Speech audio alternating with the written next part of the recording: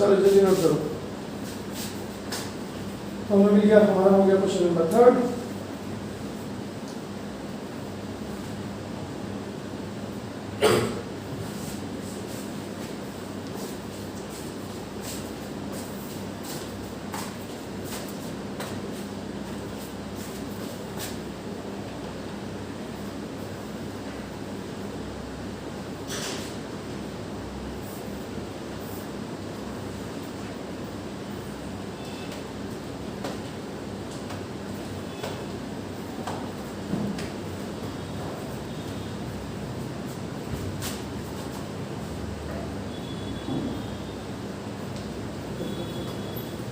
अच्छा जिमिला बिना ले धीरे धीरे ऐसा बोल नहीं सकता यार, बच्चों आज छुट्टी ना मारो यार, ऐसे कैसे बात करेंगे। हो गया।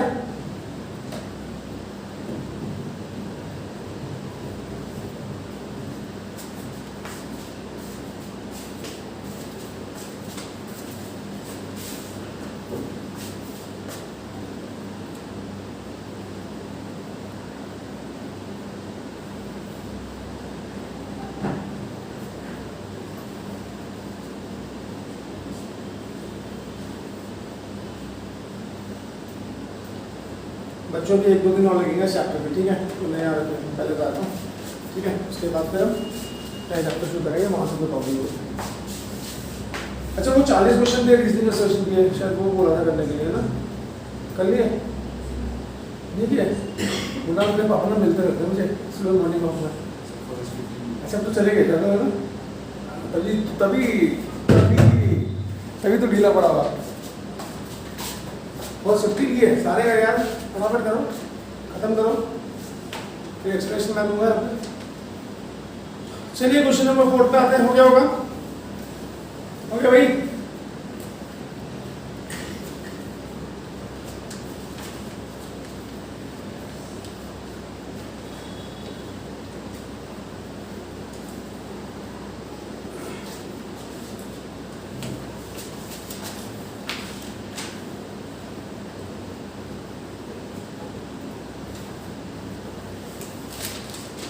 हो गया, आगे चले, सबका हो गया, इधर चले आगे चले। चलो मैं ऐसे ना हटा नहीं रहा ना, ऊपर करना है क्वेश्चन नंबर 4।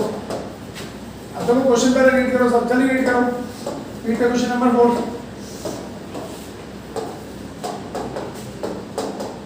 ये मेरा इलेक्ट्रिक सेल है।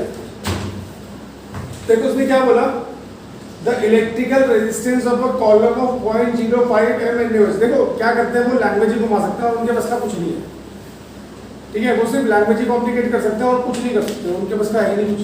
अब यहाँ पे ना मोलारिटी मुझे गिवन है 0.05 m, इसका mA का जो जो दिया हुआ लिख लो, ठीक है। फिर उसने क्या बोला, ऑफ डायमीटर 1 सेंटीमीटर। ऊपर देखेंगे, ऊपर देखेंगे, ये क्या होता है, इसको बोलते हैं ए क्या होता है, A is area of cross section of electrons, ठीक है। अब 10th में मेंसुरेशन तो सबने पढ़ी होगी, हाँ। ये एरिया निकालने तो क्या फॉर्मूला होता है, पाई आर स्क्वायर। भाई इतना तो मुझे भी आता है यार, जिसने मैथ्स नहीं पढ़ रखी, मतलब पढ़ रखी पर इतने सालों पहले पढ़ी थी। उसका फॉर्मूला क्या होगा, पाई आर स्क्वायर। आर क्या है, व्हाट इज आर, आर है रेडियस, और रेडियस क्या होता है, डायमीटर अपॉन 2। अब डायमीटर कितना जाएगा चेक करो, 1 सेंटीमीटर, यही ना, डायमीटर 1 सेंटीमीटर, 1/2 यानी कि 0.5 सेंटीमीटर। बोलो महाराज, समझ में आया? अभी तक हम क्या कर रहे थे, अभी तक हम जो माइनस कर रहे थे सबके पे नीचे पे ऊपर रखो बेटा, अभी बहुत सारे मिलेंगे भाई, यहाँ देखो। अभी तक हम ये पढ़ रहे थे, now this is what cell constant. इसमें हमें एरिया डायरेक्ट गिवन था, ठीक है। इसमें उसने क्या चालाकी की, उसने एरिया डायरेक्ट गिवन नहीं किया, उसने कहा 10वीं पास करके तो सभी आ रखे, इतना फॉर्मूला तो सबका होता हो, ठीक है। तो उसने क्या किया, आजा बता, उसने क्या किया, उसने डायमीटर दे दिया। क्या दे दिया, अब डायमीटर कितना गिवन है, d = 1 सेंटीमीटर गिवन है, d = 1 सेंटीमीटर गिवन है। ठीक है, तो रेडियस क्या होता है d/2। क्यों, मुझे क्या निकालना है, मुझे निकालना है a, तो therefore a is equal to क्या होगा 22/7 इंटू 0.5 का होल स्क्वायर, बोलो आएगा, और उसका कितने सेंटीमीटर स्क्वायर, बोलो मान लेना। आया समझ में, समझ में आया। अब दूसरा उसने क्या गिवन है मुझे, लेंथ l ले रहा है, l is equal to 50 centimetre. ठीक है, पहले यहाँ से आंसर निकलेगा एरिया कितना आया 3.14 into 0.25 का square 0.25 sorry 3.14 into 0.25 0.784 centimetre square. ये निकल गया, निकल गया, ये क्या निकला, ये क्या है, तो उसके बाद क्या निकलेगा, सेल कांस्टेंट पता है क्या होता है, सेल कांस्टेंट क्या होता है, एल कितना है, एरिया कितना है, ये सेंटीमीटर है और ये 0.784 ठीक सेंटीमीटर स्क्वायर, तो जो भी आएगा वो सेंटीमीटर इनवर्स में हो जाएगा। बोलो भाई कितना है,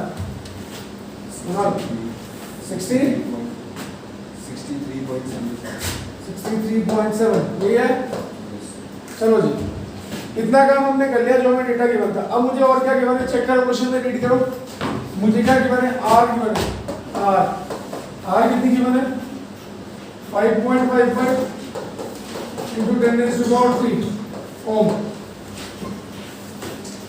ये गिवन है। अब मुझे निकालना क्या है, मुझे पहला निकालना है के कंडक्टिविटी, दूसरा निकालना है रो रेजिस्टिविटी, तीसरा निकालना है मोलर कंडक्टिविटी। ये तीन चीजें निकालनी है। पहले तो समझ में आया, क्वेश्चन एनसीईआरटी का क्वेश्चन है ये। ठीक है, तो दोबारा एक बार फिर, ये मेरा सेल है, मुझे लेंथ दे रखी है, लेंथ एल जो दे रखी है मुझे वो दे रखी है 50 सेंटीमीटर, ये रही, ठीक है डन। और मुझे एरिया क्रॉस सेक्शन नहीं दिया, उसकी जगह मुझे क्या दे रखा है, डायमीटर दे रखा है। डायमीटर से मैंने रेडियस निकाल लिया और रेडियस से मैंने एरिया क्रॉस सेक्शन निकाल लिया जो कि होता है पाई आर स्क्वायर। मैंने आगे एरिया से, लेंथ मेरे पास है, एरिया मेरे पास है, यहाँ से सेल कांस्टेंट निकल जाएगा, सेल कांस्टेंट आएगा, ठीक। सेल कांस्टेंट अब मुझे रेजिस्टेंस क्वेश्चन के अंदर ऑलरेडी गिवन है, ठीक। अब पहला फॉर्मूला क्या होता है, के का फॉर्मूला कर लिखा है सबको, 2 बार लिखा चुका ऑलरेडी, ठीक है, 1/r into L/A पता है, ठीक। अब L/A कितना है 63.7 सेंटीमीटर इनवर्स, और रेजिस्टेंस कितनी है 5.55 into 10⁻³ ठीक है ओम। तो ये सॉल्व करने के बाद जो भी आएगा वो आएगा 7 सेंटीमीटर इनवर्स। कितना आया भाई 10⁻³ ये आ गया 63.7 को 5.5 से डिवाइड करना है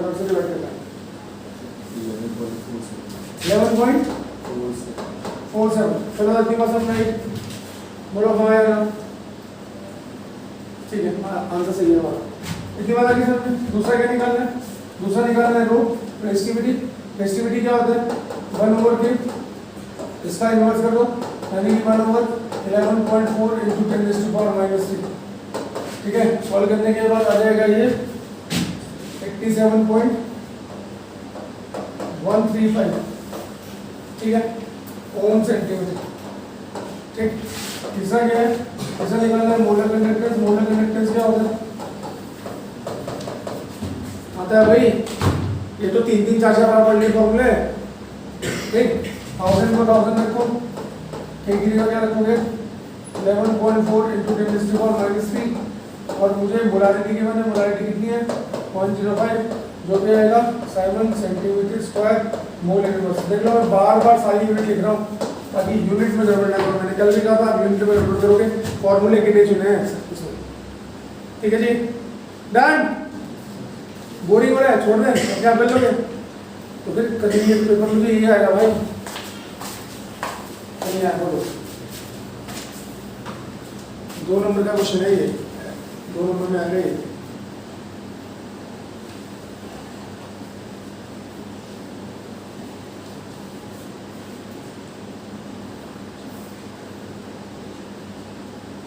बस इसके बाद नहीं है कोई भी क्वेश्चन मुश्किल, सारे इजी है ये सारे होमवर्क।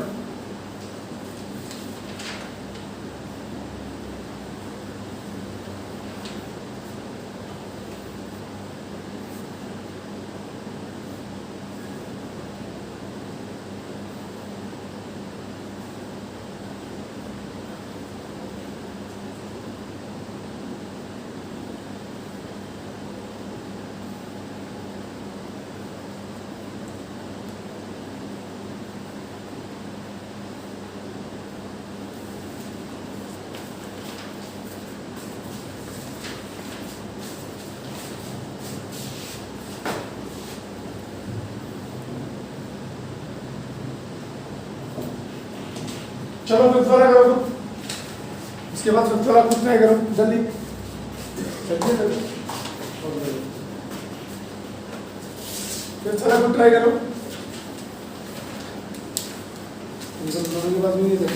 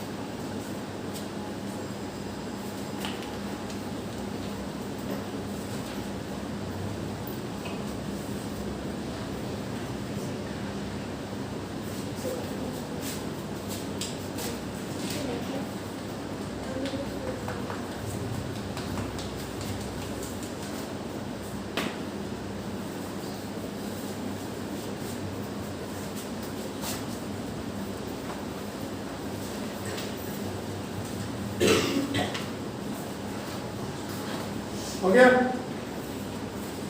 चले बच्चों आगे, चलो रीड करो क्वेश्चन नंबर नेक्स्ट जल्दी, हटाओ उसको।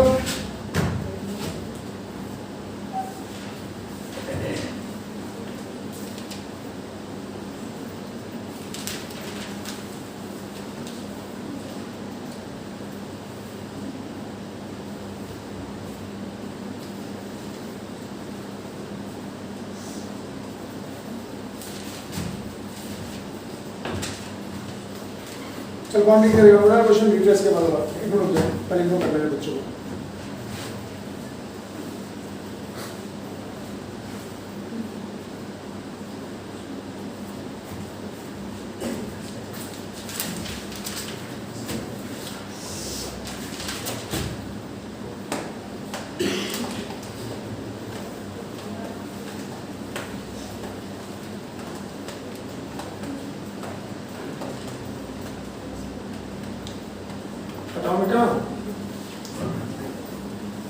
भाई कन्या हो गया, चलो read question number 4 read fifth read करो फटाफट रीड एक बार।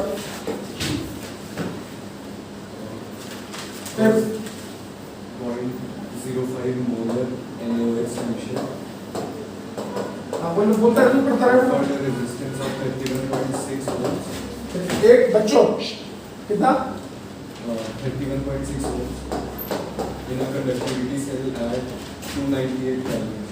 आगे If the cell constant of the conductivity cell is 0.367, find out the molar conductance. बस हो गया। ऊपर देखना बच्चों, क्या गिवन है, मोलारिटी गिवन है, क्या गिवन है, रेजिस्टेंस गिवन है, क्या गिवन है, एल और ए, ठीक क्या निकालना है क्या मोलर कंडक्टेंस, ठीक। ऊपर देखना बच्चों, कुछ नहीं करना। मोलर कंडक्टेंस क्या होता है, मोलर कंडक्टेंस क्या होता है 1000 इंटू के अपॉन एम। एम मेरे पास है, क्या के मेरे पास है, तो के निकालो, के इज इक्वल टू क्या होता है 1/r इंटू एल ओवर है। 1/r आर कितना है 31.6, एल ओवर ए की वैल्यू कितनी है 0.367 अपॉन 31.6 साइमन सेंटीमीटर इनवर्स, ये निकल जाएगा। बोलो अब उसको उठाकर यहाँ पुट कर दो, कितना आसान है 1000 इंटू के, कितना है ये के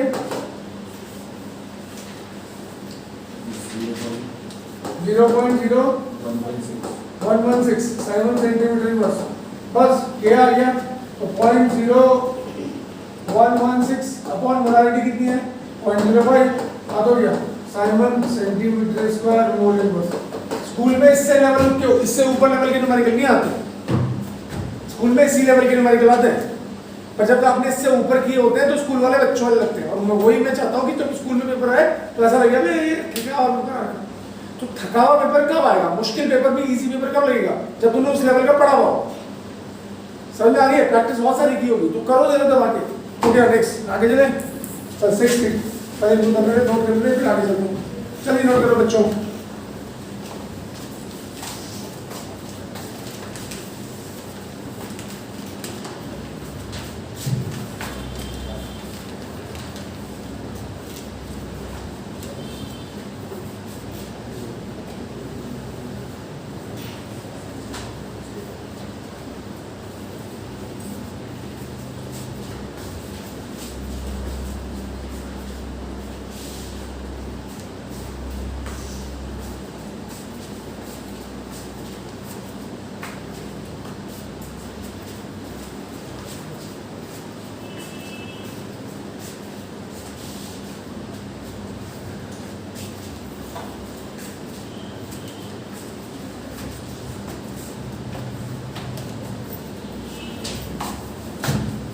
हो गया, अगला वाला नहीं करो, सेट का है, तो बस सेट नहीं है, क्यों यार, ये ना गलत बात है। सेट तो अपने पास रखो ना, इतने सारे सेट हो जाएगा, मैंने कल ही कहा था फाइल बना के रखो, इतने सारे सेट हो जाएंगे, पूरा पेपर इसमें से आना है, इनको तो मैसेज कर दो तो कैसे होगा। हो गया, हटाओ, चल Ganesh question number next read कर। चल The resistance of जोर से बोल। The resistance of 0.09 solution of an electrolyte was found to be 210 ohm at 25 degrees Celsius. Calculate the molar conductance of the solution at 25 degrees Celsius. Cell constant 0.88. Point? चलो भाई करो, खुद करो, बिल्कुल पिछले क्वेश्चन जैसा है, बिल्कुल पिछले क्वेश्चन जैसा, बिल्कुल डायरेक्ट देखो, डायरेक्ट तू जिसने पढ़ के देखा वो भी कर लेगा, सब कुछ पिछले क्वेश्चन जैसा है। मोलारिटी तो वो केवल है, मुझे मोलर कंडक्टेंस निकालना। चलो करो बेटा, पढ़ाओ जल्दी करो, बिल्कुल पिछले वाला क्वेश्चन है, बिल्कुल उसकी कट कॉपी पेस्ट करना।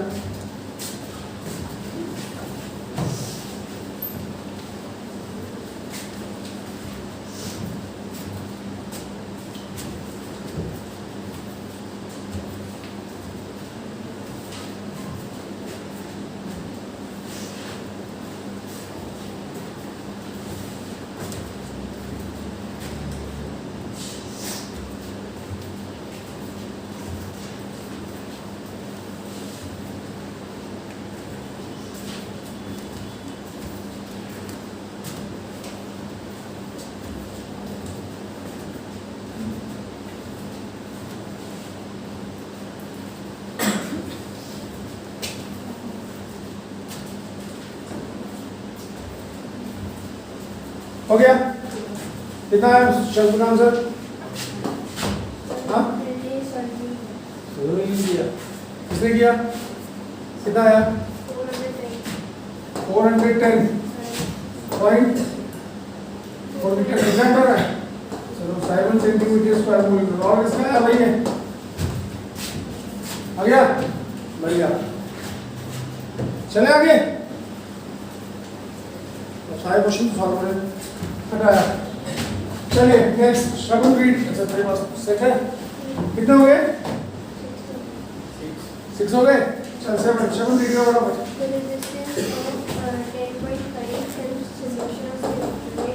एक minute, the resistance of M solution of an electrolyte in a cell was found to be 45 ohm. calculate the molar conductance of बिल्कुल सेम ही हो गया तो पिछले ऐसा कर लो। कैसे 3 क्वेश्चन लगातार एक जैसे आ गए, ठीक। नेक्स्ट बोलो क्वेश्चन नंबर 8 पर, ये करके लाओगे कल क्वेश्चन नंबर 8 पर। the molar conductivity of acetic acid at infinite dilution is 390.7 mho centimeter square per liter. 90.7 हाँ बोल।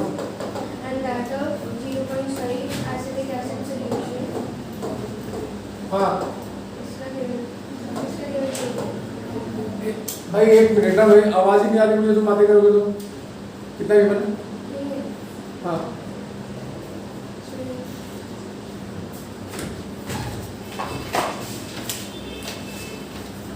द मोलर कंडक्टेंस अबे यार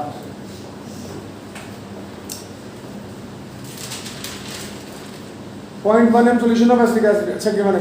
चलो इसमें करेक्शन करो क्वेश्चन नंबर 8 में उसकी वैल्यू लिखो 0.1 m acidic acid solution is 50.5 Simon centimetre square mole inverse.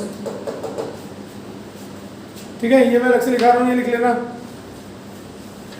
Calculate the dissociation constant of acid. ऊपर लिखना बच्चों कौन सा क्वेश्चन है ये ठीक है ऊपर लिखना बच्चों सब ऊपर लिखना। देखो एसिटिक एसिड का सॉल्यूशन है उसकी लिमिटिंग मोलर कंडक्टेंस ये है ठीक और ये मिसिंग था ये मैंने अलग से दे दिया ठीक। अब निकालना क्या है निकालना है के क्या होता है ये वो नहीं है कप्पा नहीं है मतलब वो स्पेसिफिक कंडक्टेंस नहीं है उसको बोलेगा डिसोसिएशन कांस्टेंट। कल जो मैंने ना फॉर्मूले लिखाए थे जरा खोलना सब बोलना। पहली बात ऊपर लिखा मैंने लिखा था आपको alpha is equal to last में होगा गई molar conductance and concentration C upon molar conductance and infinite dilution. ये तीसरी बार लिख रहा हूं मैं बोर्ड पे आज नहीं मतलब 3 बार पढ़ा दिया 2 बार ऑलरेडी पढ़ा दिया ठीक है। पहले तो ये और दूसरा मैंने लिखा होगा डिसोसिएशन कांस्टेंट निकालने के लिए ये होता है C अल्फा स्क्वायर याद आया कुछ कल लिखा होगा चेक कर लो ठीक। अब मुझे ये भी गिवन है और ये भी गिवन है तो अल्फा निकल जाएगा ये 50.5 और ये 390.7 अल्फा कितना आया भाई बोल 139 चल 129 13 लिख लेते हैं अब ठीक है क्या गया अल्फा ठीक।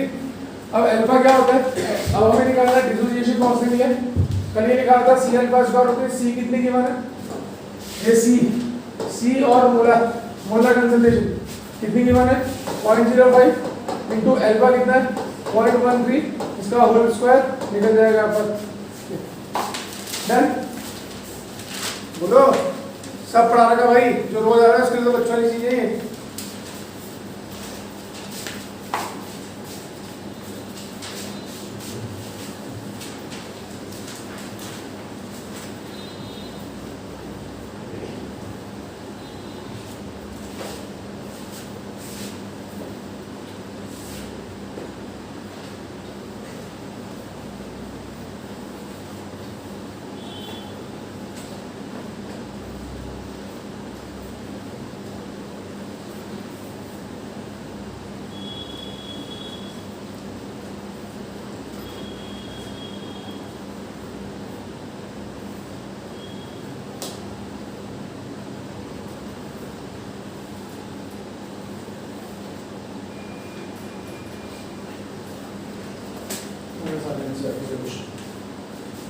चलो जी हो गया नेक्स्ट रीड करो उसके बाद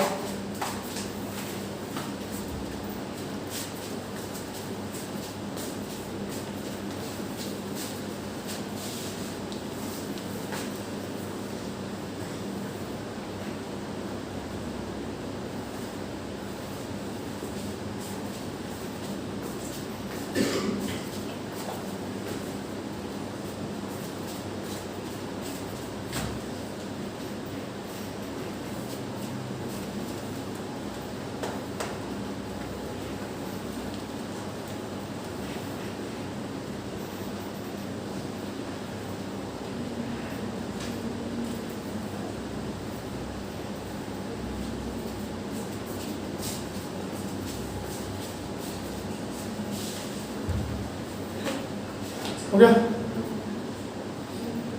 चलो नेक्स्ट हटाओ इसे चलिए हो गया बच्चे चलो नेक्स्ट रीड करो बड़ा कौन रीड करेगा ये करेगी इसके पास है कोई को रीड कर लो नहीं चल तू कर इसके अगला वाला कौन से के सामने भी पता ही नहीं तुझे 9 किया था 10 पढ़ना है Calculate the molar conductance and infinite addition for acetic acid given किया था 8 किया था 9 8 किया था चल 9 बोल भाई the molar conductance at infinite addition for KCl and KBr are 149.86 and 151.92 150 1.92. तुझे ट्रेन छूटे थे नहीं The limiting ionic molar conductance for Br negative is 76.34. Calculate the limiting ionic molar conductance and मैं वही आ रहा हूँ अच्छा ऊपर देखना बच्चे कोई नहीं आगे नहीं समझ लो क्या बोल limiting molar conductance of KCl given है limiting molar conductance of KBr given है ठीक है और मुझे लिमिटिंग मोलर कंडक्टेंस गिवन है Br नेगेटिव आयन का ठीक है इनकी यूनिट है 7 centimetre square mole inverse 7 centimetre square mole inverse ठीक है हाँ ठीक अब ऊपर देखना कुछ नहीं करना पूछा हुआ है मुझे निकालना क्या है मुझे निकालना limiting molar conductance of Cl negative ion ऊपर ये निकालना है ठीक अब जो ऊपर देखना इसको जब मैं लिखूंगा मैं क्या लिखूंगा लिमिटिंग मोलर ऊपर देखना साहब इसको पहले इसको लिखते हैं limiting molar conductance of KCl basically limiting molar conductance of K positive plus limiting molar conductance of Cl negative बोलो हाँ ये तो होगा बेसिकली कितना 149.86 7 सेंटीमीटर स्क्वायर मोल इनवर्स ठीक है और इसको लिखूंगा तो क्या लिखूंगा limiting molar conductance of KCl यहाँ पे लिखूंगा limiting molar conductance of KBr इसको लिखूंगा limiting molar conductance of K positive plus limiting molar conductance of Cl negative ये कितना रहेगा 151.92 ठीक है जी खत्म हो गया अब एक काम करो दोनों को माइनस कर दो माइनस माइनस माइनस ठीक है तो मेरे पास क्या इक्वेशन बनी है ये कैंसिल हो गया तो मेरे पास क्या होता limiting molar conductance of Cl negative minus limiting molar conductance of Br negative is equal to कितना आएगा इसमें इसको माइनस करेंगे माइनस 2.92 में से 86 है 06 7 सेंटीमीटर स्क्वायर मोल इनवर्स ये आएगा भाई कैलकुलेशन देखिए हाँ अब मुझे चाहिए ये तो इसको उठा के दे दिया limiting molar conductance of Cl negative minus is equal to इसको इधर ले जाएंगे तो limiting molar conductance of Br negative plus sorry minus 2.06 अब इसकी कितनी है इसकी दे रखी है आपको 76 पॉइंट माइनस 2.06 आ जाएगा आंसर आया समझ में दो इलेक्ट्रोलाइट की गिवन है दो इलेक्ट्रोलाइट की गिवन है इनमें जो इलेक्ट्रोलाइट है जो आयंस है उनमें से एक आयन की गिवन है दूसरे आयन की बची हुई है हाँ इसमें क्या है प्लस माइनस तो करना है बनाओ से जल्दी जल्दी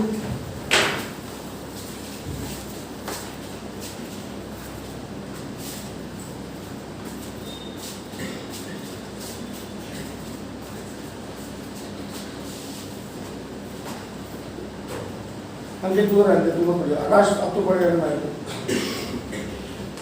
अंकित ने जामुन से ऐसा पढ़ा था कि दोबारा ना बोले पढ़ने के लिए सॉरी नाम क्या बोला आर्यन नेगी सॉरी मैं कंफ्यूज आता यार इसका नाम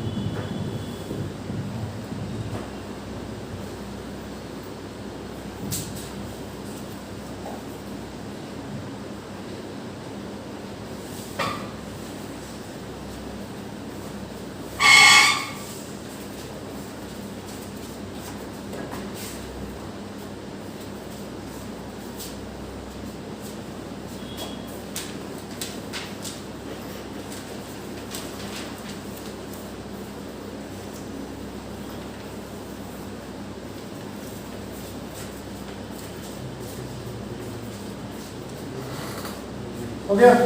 चले बच्चों आगे। चल आकाश बाबू, अच्छा रुक जाए पहले इनको नोट करने दे।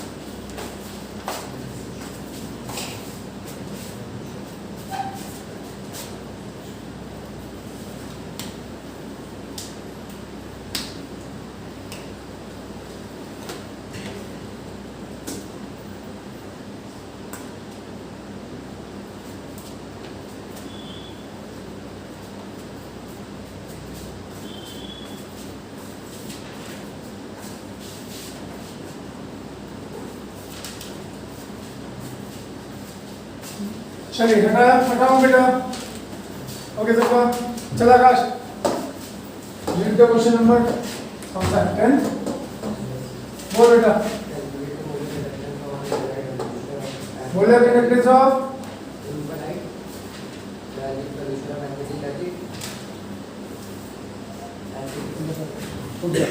आवाज नहीं आ रही है। चल कोई बात नहीं, पढ़ लो। कैलकुलेट इनफाइनाइट डायमेंशन, ये निकालना है, ठीक है? क्या ये तो बिल्कुल बच्चों वाला है।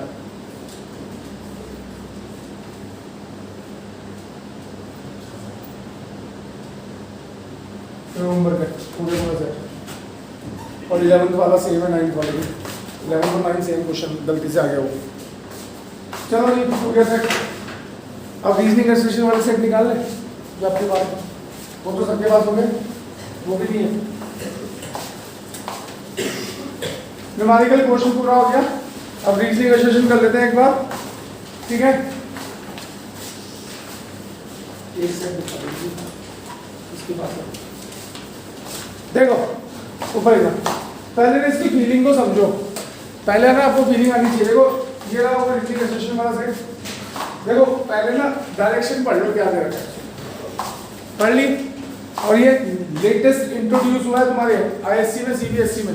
आईएससी में तो खैर पहले से आपका, सीबीएसई में भी ये नया आने लगा है। और 4 से 5 क्वेश्चन हर साल आता है। और बच्चों के जो नंबर करते हैं ना, जो जिसके सवाल यहाँ पाते हैं, उसका नंबर 100% रीजनिंग एक्सप्रेशन में ही रखता है। बात समझ में आ गई? तो इनको करना ही पड़ता है, मजबूरी है हमारी। ठीक, अब देखो उसने क्या बोला, रीजनिंग एक्सप्रेशन में करते हैं, आपको एक एक्सप्रेशन दिया होता है, एक रीजन दिया होता है सबके पास, है तेरे पास? एक एक्सप्रेशन दिया होता है, रीजन दिया होता है, ठीक है? फिर इसमें 4 चीजें हैं, ए बी सी डी। यहाँ पे जो लिखा हुआ है वो पढ़ो, सब पढ़ो जरा। उसमें लिखा कि if both assertion and reason are true and reason is a correct expression of the assertion, answer आपका ऑप्शन ए होगा कि अगर जो 2 स्टेटमेंट जो assertion और reason लिखे हुए हैं वो दोनों सही है और जो reason है वो assertion का करेक्ट एक्सप्लेनेशन है, तो हम टिक करेंगे ए। समझ में आ गया? बी क्या लिखा हुआ, if both दोनों ट्रू हैं, ए भी सही है बी भी सही है, पर जो बी है वो उसका करेक्ट एक्सप्लेनेशन नहीं है, मतलब सॉरी जो रीजन है वो assertion का करेक्ट एक्सप्लेनेशन नहीं है, तो क्या आंसर करेंगे? बी।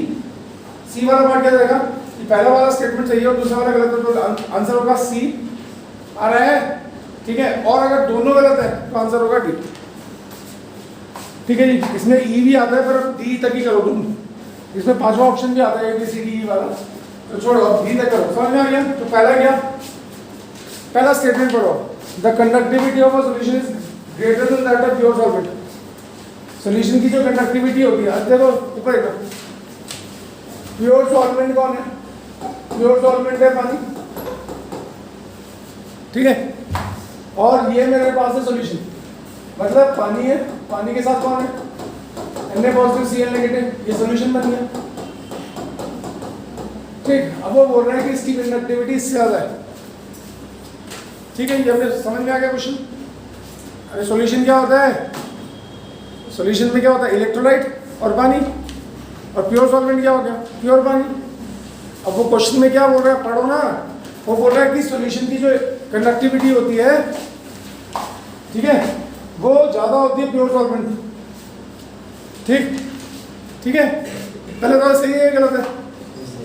सही है, क्योंकि कंडक्टिविटी डिपेंड करती है आयंस के ऊपर। इसमें तो कोई आयन है नहीं। आयन किसमें है? सॉल्यूशन में।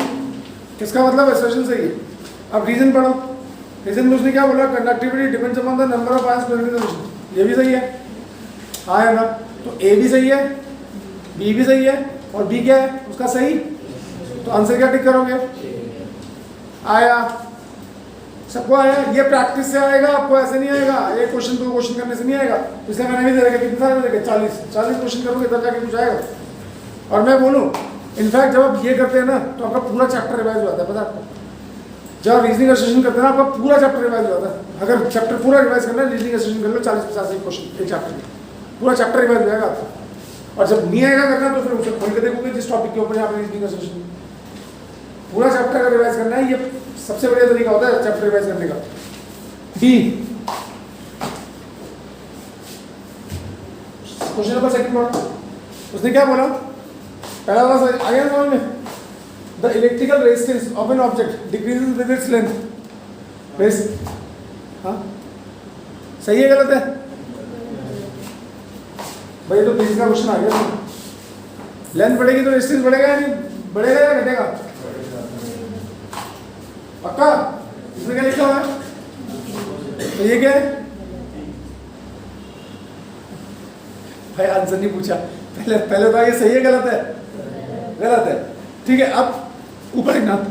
अगर ये गलत है तो ए बी सी आंसर नहीं हो सकता, क्योंकि इन तीनों में क्या है? एसर्शन को सही बोला हुआ, तो आंसर क्या होगा? नहीं आया? अबे दूसरा स्टेटमेंट पढ़ने की जरूरत नहीं, छोड़ो ना, क्यों पढ़े? उसने क्या बोला? The electrical resistance of an object decreases with its length. ठीक है, तुमने बोला नहीं होती है, गलत है, तो गलत है। फिर ऑप्शन देखो, पहला ऑप्शन क्या है? दोनों सही होने चाहिए। दूसरा में भी दोनों सही होनी चाहिए। तीसरे में लिखेगा ए सही होना चाहिए, बी गलत होना चाहिए। तो ये तीनों तो है नहीं, तो आंसर कौन सा होगा? ट्रिक भी तो आनी चाहिए ना, तो आंसर कौन सा होगा इसका?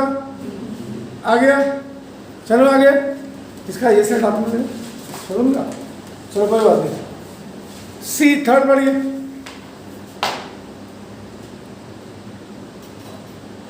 रेजिस्टिविटी ये क्या होता है? 1/r इंटू एल ओवर ए होता है। रेजिस्टिविटी क्या होता है? 1/k क्या होगा? r इंटू ए ओवर एल। ये होगा रेजिस्टिविटी। हाँ या ना? ठीक, अब ऊपर लिखना, उसने क्या बोला हुआ? ठीक है, अब अगर मैं यहाँ ऊपर लिखना, ये रेजिस्टिविटी है, रेजिस्टेंस है। अगर मैं if A is equal to 1 centimetre square हो जाए और L is equal to 1 centimetre हो जाए, इसको भी 1 मान लो, इसको भी मान लो, तो therefore rho is equal to r हो जाएगा।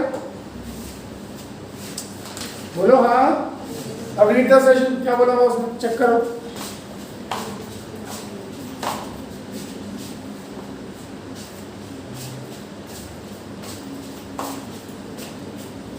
हो गया? अरे बोलो हाँ, हो गया। अब मतलब सही है स्टेटमेंट? सही तो है। उसने बोला रेजिस्टिविटी रेजिस्टेंस के बराबर होगी जब ए भी 1 होगा और एल भी 1 होगा, यही है। और वो होता है, वो हमने मैथमेटिकली देख लिया। अब उसने दूसरा क्या बोला? ऐसा unit of resistivity is ohm metre in ohm centimetre, ये भी सही है। पर क्या ये करेक्ट एक्सप्रेशन है? नहीं है भाई। उसने बोला ऊपर तो देख लो, ये स्टेटमेंट बिल्कुल सही है। रेजिस्टिविटी किसके बराबर है? रेजिस्टेंस के बराबर। कब? जब यूनिट एरिया ऑफ इलेक्ट्रोड था, unit distance apart from each other. ठीक है, तो रेजिस्टिविटी बिकम्स रेजिस्टेंस। ठीक है, यहाँ तक ठीक। उसके बाद उसने बोला कि रेजिस्टिविटी की जो यूनिट है वो ओम सेंटीमीटर है या ओम मीटर है, ये बोलो। ये तो बोला, ये भी सही है। यानी कि दोनों, मेरा जो रीजन है, असर्शन है, वो भी सही है और जो रीजन है वो भी सही है। पर क्या ये इसका करेक्ट एक्सप्लेनेशन है? यानी कि आंसर हमारा ए या बी में से कुछ होगा। होगा? अब मुझे बताओ, ए होगा या बी होगा? ए होगा? बी होगा? बी। अच्छा, यानी कि B is not a correct explanation of A. B मतलब ये जो स्टेटमेंट है, रीजन, ये असर्शन का करेक्ट एक्सप्लेनेशन नहीं है, ये तो बोल रहे हो। तो करेक्ट एक्सप्लेनेशन क्या होगा?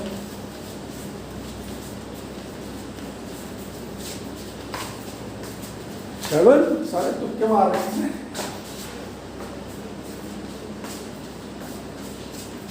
बोलो गणेश भैया, अगर ए नहीं है, आप भी नहीं बोल रहे, तो करेक्ट एक्सप्लेनेशन क्या होगा?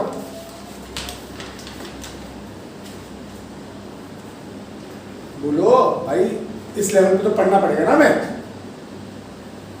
पढ़ जाएगा भाई, बोलो ना। करेक्ट एक्सप्लेनेशन क्या होगा मोनाल? टाइम है, जल्दी बोलो।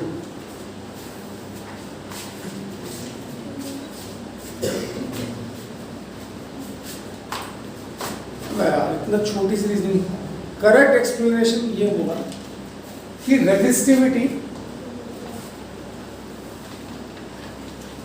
डिपेंड करती है इसके ऊपर, एरिया ऑफ क्रॉस सेक्शन के ऊपर और डिस्टेंस बिटवीन द इलेक्ट्रोड्स के ऊपर। ये इसका करेक्ट एक्सप्लेनेशन।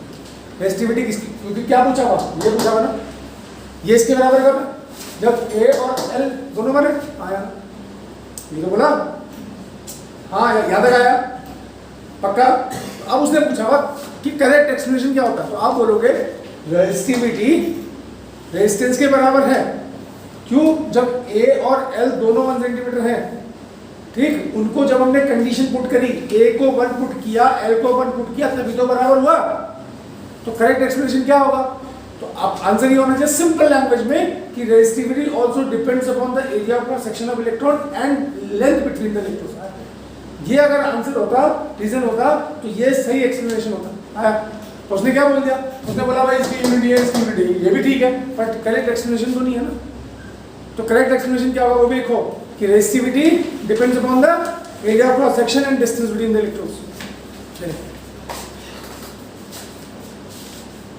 कल हम इसे खत्म करेंगे और परसों चलेंगे नए चैप्टर पर, ठीक है बेटा?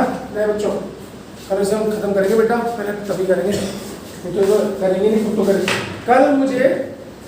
कल मुझे कुछ नहीं चाहिए आपसे, ये जो आपके पास है ना सेट, इसमें सबके सेट में आंसर वो क्वेश्चंस पूरे होने चाहिए। क्या आंसर है? A B C D E F G H, पूरे 40 के 40 में। समझ में आ गया? फिर मैं उसको डिस्कस करूँगा, ठीक है डन? चलो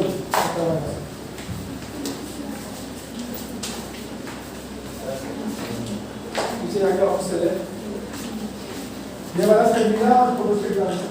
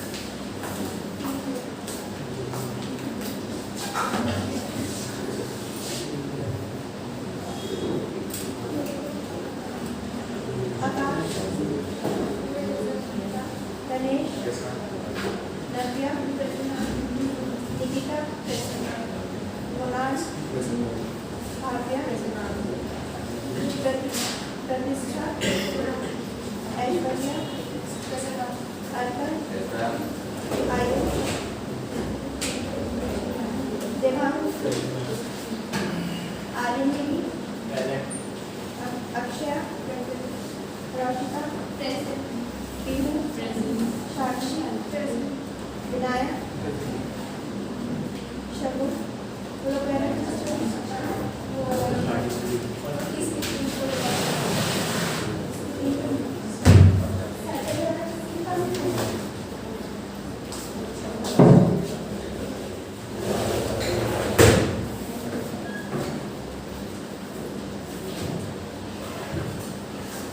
सबसे पहले तो कल की बीमारी में कोई डाउट बोलो, कल के क्वेश्चंस में कोई डाउट है तुम्हें? कोई डाउट नहीं है? करीबी नहीं करें उनका तो ये पहले। हाँ जी, असर्शन रीजन में डाउट है।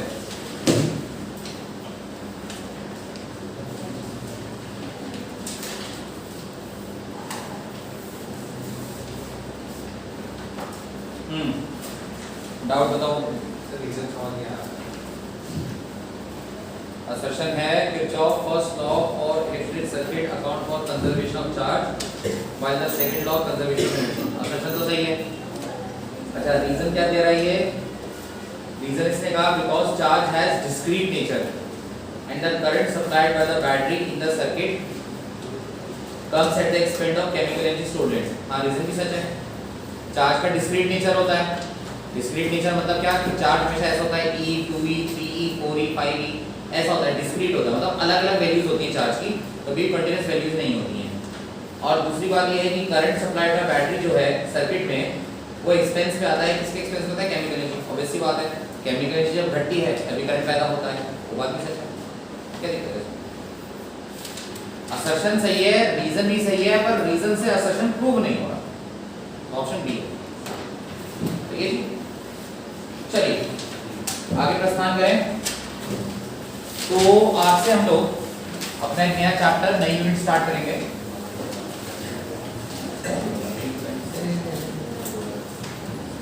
हाँ जी, तो यूनिट नंबर है हमारी 3,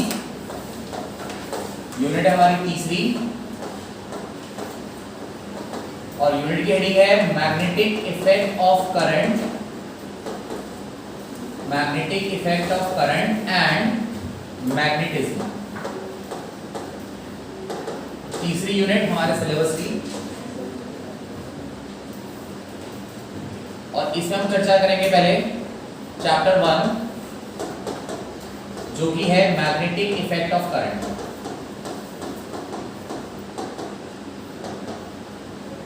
magnetic effect of current NCERT के हिसाब से चैप्टर नंबर 5 है।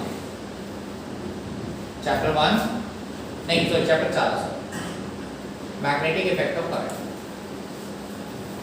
और फर्स्ट हेडिंग आप इसमें लिखेंगे, फर्स्ट हेडिंग आप इसमें लिखेंगे ऑर्स्टेड्स लॉ। फर्स्ट हेडिंग आप इसमें लिखेंगे ऑर्स्टेड्स लॉ या ऑर्स्टेड्स एक्सपेरिमेंट, कुछ भी आप नाम लिख लीजिए, ऑर्स्टेड लॉ और ऑर्स्टेड्स एक्सपेरिमेंट। ऑर्स्टेड की स्पेलिंग आती है? आती है कि नहीं आती है? तो बोल दो ना, क्यों शर्म आ रहे हो? OERSTED Oersted's experiment.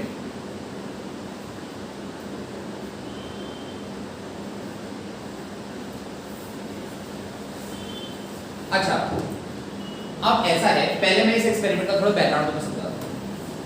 कहानी कुछ इस प्रकार है कि जब हमने करंट के बारे में स्टडी करना स्टार्ट किया तो करंट के हमें कई इफेक्ट पता चल रहे थे। जैसे स्टार्टिंग में तो करंट का मतलब हमारा बस ये था कि करंट अगर प्रोड्यूस होता है तो करंट की वजह से एनर्जी ट्रांसफर होती है। लेकिन लेटर ऑन हमें करंट से कई इफेक्ट मिले। जैसे करंट का एक तो हमें हीटिंग इफेक्ट पता चला कि किसी भी वायर में, किसी भी कंडक्टर में जब करंट जो है प्रोड्यूस होता है या जब करंट फ्लो करता है तो उस वायर में हीट पैदा होती है। तो हमें पता चला कि करंट की वजह से हीट भी जनरेट होती है। बाद में हमें इस करंट का केमिकल इफेक्ट भी पता चला कि कुछ सर्टेन केमिकल रिएक्शन ऐसी होती हैं जिसमें पोटेंशियल डिफरेंस पैदा होता है और करंट प्रोड्यूस होता है।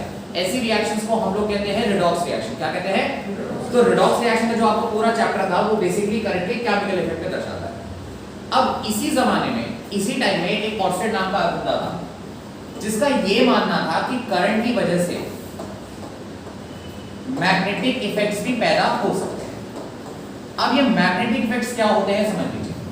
मैग्नेटिक इफेक्ट असल में किसी मैग्नेट के द्वारा पैदा किया जाता है और मैग्नेट असल में बेसिकली कोई सब्सटेंस होता है जो किसी अन्य सब्सटेंस को अपनी तरफ अट्रैक्ट करता है। ठीक है जी, इसका सबसे बढ़िया एग्जांपल हमारे पास होता था Fe2O3। तो Fe2O3 एक नेचुरल मैग्नेट था जिसके अंदर प्रॉपर्टी थी कि वो बाकी मेटल जैसे कि आयरन, जैसे कि स्टील, जैसे कि जिंक, इनको अपनी तरफ अट्रैक्ट कर सके। तो उस जमाने में मैग्नेट के बारे में दुनिया को मालूम था कि मैग्नेट असल में कुछ ऐसे सब्सटेंस होते हैं जो यूजुअली मेटल्स को अपनी तरफ अट्रैक्ट करते हैं। और उस जमाने तक कुछ नेचुरली अकरिंग सब्सटेंस थे जो मैग्नेट की फॉर्म में आते थे और मोस्ट कॉमन था उसमें Fe2O। लेकिन ऑर्स्टेड का ये मानना था कि ये जो मैग्नेटिक इफेक्ट है ना, ये असल में करंट में भी पैदा होता है, मतलब करंट की वजह से भी वैसा ही असर पैदा होता है जैसा एक मैग्नेट की वजह से होता है। जैसे मैग्नेट के आसपास का एरिया जो है उसमें कोई भी मेटल रखो तो वो अट्रैक्ट होने लगता है, तो करंट की वजह से भी ऐसा होगा कि करंट कैरिंग कंडक्टर के आसपास तुम कोई भी मेटल की चीज रखो तो वो बिल्कुल वैसे ही अट्रैक्ट होगी जैसे मैग्नेट की तरफ अट्रैक्ट होगी। अब इस बात को साबित करने के लिए ऑर्स्टेड ने एक एक्सपेरिमेंट करके दिखाया, और ये एक्सपेरिमेंट था कि एक करंट कैरिंग एक कंडक्टर था, एक कंडक्टिंग रॉड उसने ली और इस कंडक्टिंग रॉड को एक बैटरी से कनेक्ट करा और साथ में लगाया एक की के साथ में लगाया की के साथ, और यहां पर उसने पुट कर दी एक मैग्नेटिक कंपास। मैग्नेटिक कंपास आप जानते हैं क्या चीज होती है? मैग्नेटिक कंपास आप जानते हैं क्या होती है? मैग्नेटिक कंपास वही होती है जिसमें क्या होता है, वो नॉर्थ साउथ डायरेक्शंस बनी होती है और वो बेसिकली पॉइंट करता है टुवर्ड द नॉर्थ पोल, जो मैग्नेटिक नॉर्थ पोल है अर्थ का, उसकी तरफ वो पॉइंट करता है, तो वो मैग्नेटिक कंपास होती है। तो ऑर्स्टेड ने क्या पाया कि जब तक इसमें करंट फ्लो नहीं कर रहा था तो मैग्नेटिक कंपास एक पर्टिकुलर डायरेक्शन में ओरिएंटेड था, मतलब जिस तरफ नॉर्थ डायरेक्शन थी उसी डायरेक्शन में कंपास की जो एरो था वो पॉइंटेड था। लेकिन जैसे ही इसने की को क्लोज करा और करंट फ्लो होना शुरू हुआ, जैसे ही इसने की को क्लोज करा और करंट फ्लो होना शुरू हुआ, अचानक से जो है ये कंपास की डायरेक्शन बदल गई। जो कंपास की डायरेक्शन थी ये बदल गई, मतलब पहले जहां ये अर्थ के नॉर्थ पोल की तरफ डायरेक्ट हो रहा था, अचानक से इसकी डायरेक्शन कुछ और हो गई, कोई डिफरेंट डायरेक्शन आ गई। तो पहले तो उसको लगा कि शायद कुछ गलती हुई है इससे, लेकिन बाद में जब इसने क्या करा, वापस ने करंट को ऑफ कर दिया, वापस इसने करंट को ऑफ कर दिया, और जैसे ही करंट को बंद किया तो ये मैग्नेटिक कंपास अपनी वापस ट्रू नॉर्थ में आ गई, मतलब जिस समय असली नॉर्थ था वापस वहीं पे आ गया। फिर से करंट को दोबारा चालू करा तो अचानक से डायरेक्शन चेंज। अब ये जो लगातार डायरेक्शन चेंज हो रही है करंट के फ्लो करने की वजह से, ये क्या इंडिकेट कर रहा है? असल में जो मैग्नेटिक कंपास है वो मैग्नेटिक फील्ड को डिटेक्ट करती है। किसको डिटेक्ट करती है? मैग्नेटिक फील्ड को। अगली चर्चा हम इसीलिए करेंगे कि यह क्या होती है। असल में मैग्नेटिक कंपास मैग्नेटिक फील्ड को, मैग्नेटिक फोर्स को डिटेक्ट करती है, और करंट के फ्लो होने से मैग्नेटिक कंपास की डायरेक्शन इसलिए चेंज हो रही है क्योंकि जब ये करंट इस कंडक्टर में पास कर रहा है तो इस कंडक्टर के चारों तरफ भी मैग्नेटिक फील्ड पैदा हो रही है। तो अब कंपास जो है अर्थ की मैग्नेटिक फील्ड की डायरेक्शन में ना होकर के कंडक्टर की मैग्नेटिक फील्ड की डायरेक्शन में हो रही। बात मेरी समझ में आई कि जब तक करंट फ्लो नहीं हो रहा था तब तक एकमात्र मैग्नेटिक फील्ड थी और वो थी धरती की, तो अर्थ की मैग्नेटिक फील्ड में कंपास की डायरेक्शन। लेकिन जैसे ही करंट फ्लो हुआ इसके चारों तरफ मैग्नेटिक फील्ड पैदा हुई, और इस मैग्नेटिक फील्ड की वजह से लगी फोर्स, और इसी फोर्स की वजह से जो कंपास थी वो अपनी डायरेक्शन चेंज कर दी, और अब ये किसकी डायरेक्शन में है? इस कंडक्टर की मैग्नेटिक फील्ड की डायरेक्शन। तो ये एक्सपेरिमेंट ये साबित करने के लिए काफी था कि एक करंट कैरिंग कंडक्टर की वजह से भी मैग्नेटिक फील्ड पैदा हो सकती है, मैग्नेटिक इफेक्ट पैदा हो सकते हैं। बात समझ में आ गई है ना? तो उस जमाने तक हम समझते थे कि मैग्नेटिज्म सिर्फ कुछ सब्सटेंस की प्रॉपर्टी है, और इवन धरती की बस अपनी मैग्नेटिज्म है, बाकी दुनिया में किसी का मैग्नेटिज्म नहीं हो सकता। तो ये एक्सपेरिमेंट ने सबको गलत साबित करा कि करंट कैरिंग कंडक्टर की वजह से भी मैग्नेटिक फील्ड पैदा हो सकती है और करंट मैग्नेटिज्म पैदा कर सकता है। बात समझ में आ गई? तो शुरुआत हम इस टॉपिक से ही करेंगे। हेडिंग लिखिए ऑर्स्टेड एक्सपेरिमेंट, और दो लाइन आप उसमें लिखिए, दो लाइन आप उसमें लिखेंगे। लिखिए when a current carrying conductor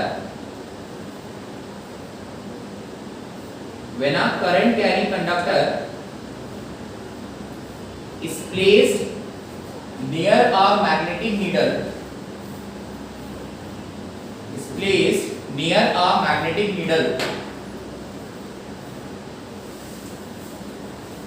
the needle get deflected.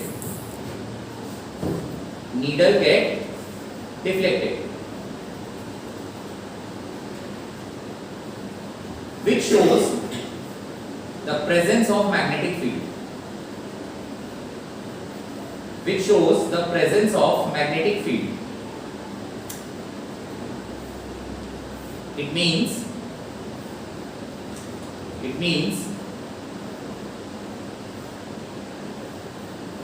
any current carrying conductor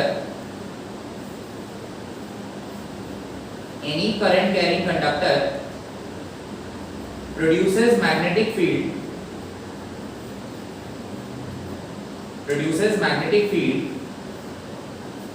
around it.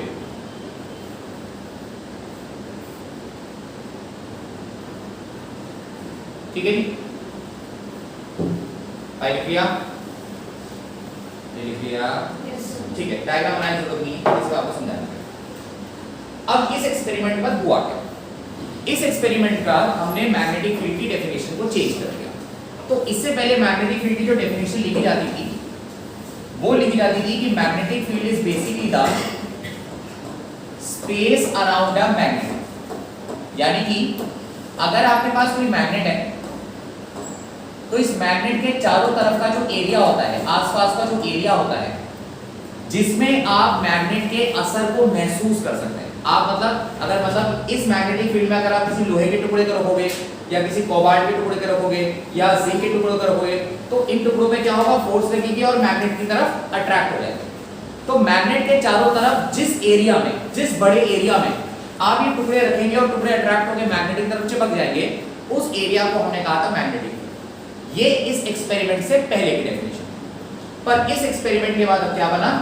Magnetic field की डेफिनेशन कि it is the space around a magnet और current carrying conductor.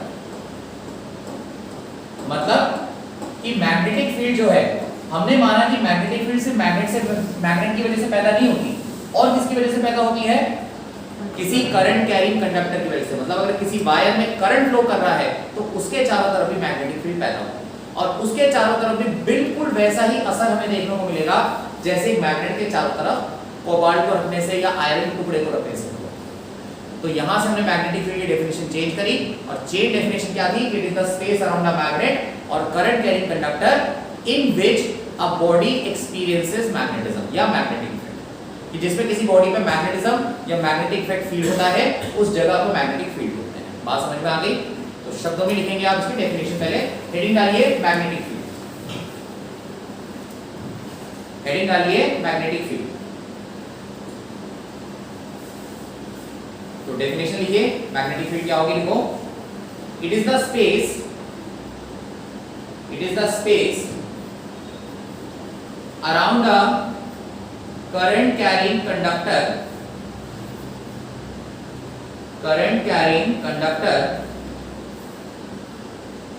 or a magnet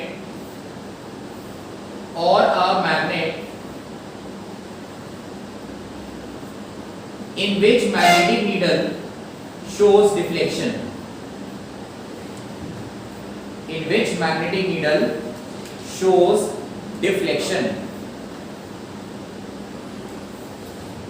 needle shows deflection।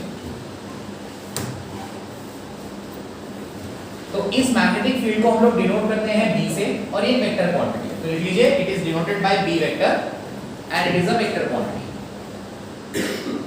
Denoted by B vector and it is a vector quantity.